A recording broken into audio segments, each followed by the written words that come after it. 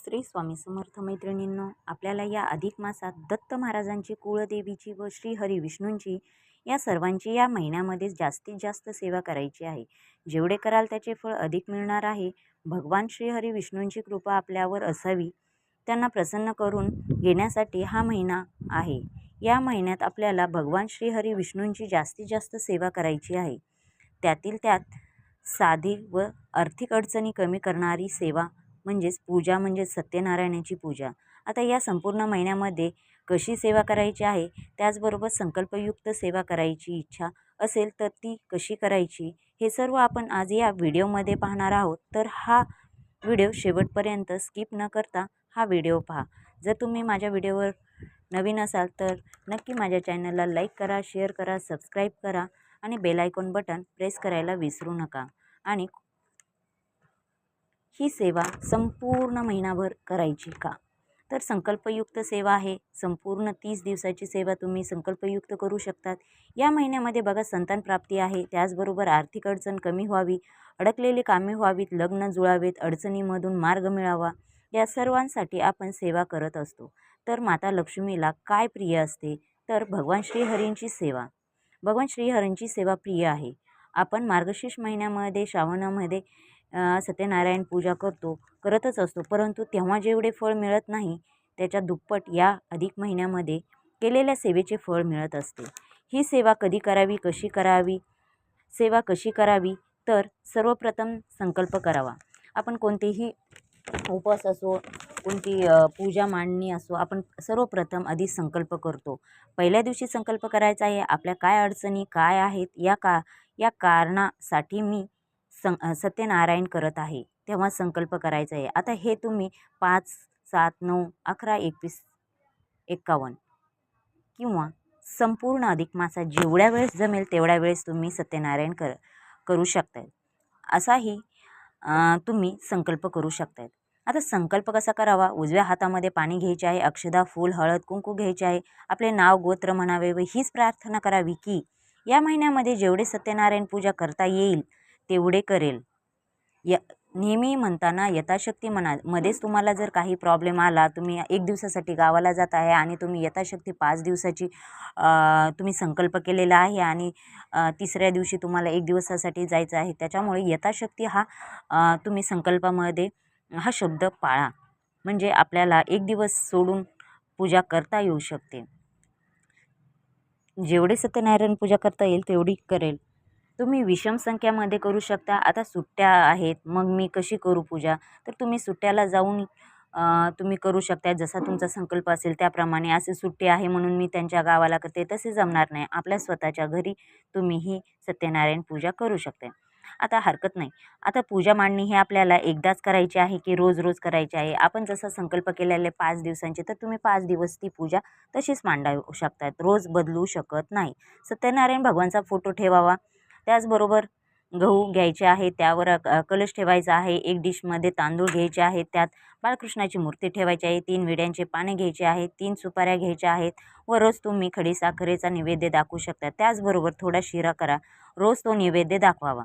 जो नैवेद्य दाखवणार आहे तो सर्वांनी खायचा आहे. आता तुम्ही म्हणाल, बाळकृष्णाची मूर्ती तशीच ठेवायची का, तर तुम्ही जेव्हा सकाळी पूजा करणार आहेत रोज देवाची, तेव्हा ती घ्यायची आहे, अभिषेक पूजा करायची आहे व त्या ठिकाणी परत ठेवायची आहे. रोजची पूजा ही करायची आहे. वरुण देवता, कुळदेवता, बाळकृष्ण, गणपती बाप्पा पूजा करायची आहे. यांना धूप दीप दाखवायचे आहे. प्रथम एक गोष्ट लक्षात घ्या, आपण जिथे पूजा मांडणी करणार आहोत, तुमची जेवढी दिवसांची संकल्पयुक्त किती दिवसांची पूजा मांडणी असणार आहे, तेवढ्या दिवस ती पूजा मांडणी आपल्याला हलवता येणार नाही. अशा ठिकाणी आपण पूजा मांडणी करायची आहे. पूजा मांडणीसाठी जी जागा आहे ते अगोदर स्वच्छ पुसून घ्यावं. तेथे गोमूत्र शिंपडा, स्वतःच्या अंगावरही गोमूत्र शिंपडा. छान पाट चौरंग घेऊन त्यावर पांढरे किंवा पिवळे वस्त्र अंथरा. सुरुवातीला दिवा लावा, दिव्याचं पूजा करा, त्याला फूल दीप धूप लावा. सत्यनारायणाचा फोटो स्वच्छ पुसून ठेवा. आता या फोटोच्या पुढे आपल्याला गव्हाची छोटीशी रास करून त्यावर कलश ठेवावा. त्यावर स्वस्तिक काढावी. कलशावर 5 रेषा ओढायच्या आहेत. कलशामध्ये पाणी भरून त्यामध्ये 1 रुपयाचं नाणं, सुपारी, अक्षदा, हळद, कुंकू असे फूल टाकायचे आहेत. त्यानंतर ते कलश आपल्याला गव्हाच्या किंवा तांदळाच्या राशीवर ठेवायचं आहे. त्यानंतर त्या कलशावर आपल्याला तामण ठेवायचे आहे. तामणावर तामण तुम्हाला स्क्रीनवर तो फोटो मी दाखवत आहे, तो तुम्ही पाहू शकताय. तर अशा पद्धतीने आपल्याला पूजा मांडणी ही करायची आहे. त्या तामणामध्ये आपल्याला तांदूळ ठेवायचे आहे, त्यामध्ये बाळकृष्णाची मूर्ती ठेवायची आहे. आता कळशाच्या समोर 2-2 विड्यांची पाने देखील 3 ठिकाणी ठेवायची आहे. 2-2 घ्यायचे आहे आणि 3 ठिकाणी ठेवायचे व त्यावर 3 सुपाऱ्या देखील ठेवायच्या आहेत. सुपाऱ्या कसल्या तर पहिली सुपारी गणपती बाप्पांची, दुसरी सुपारी कुलदेवीची व तिसरी वरुण देवतेची. आपल्याला 1 ते 5 अध्याय वाचून शेवटी आपल्याला आरती करायची आहे. लक्षात ठेवा, तुम्ही जेवढे दिवस सत्यनारायण करणार आहात तेवढ्या दिवस रोज सर्वांना पूजा करून तुम्ही नैवेद्य दाखवायचा.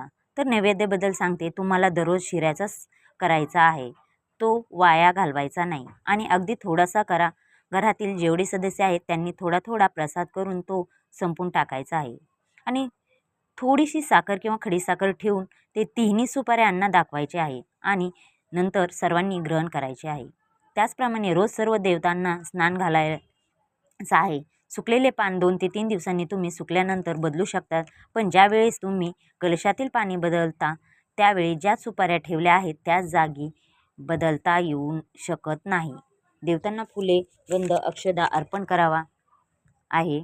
आपल्याला भगवान बाळकृष्णांना तुळशीची माळ म्हणजे तुळशीच्या पानांची माळ, मंजुळांची माळ तुम्हाला शक्य असेल तर त्यांना अर्पण करा.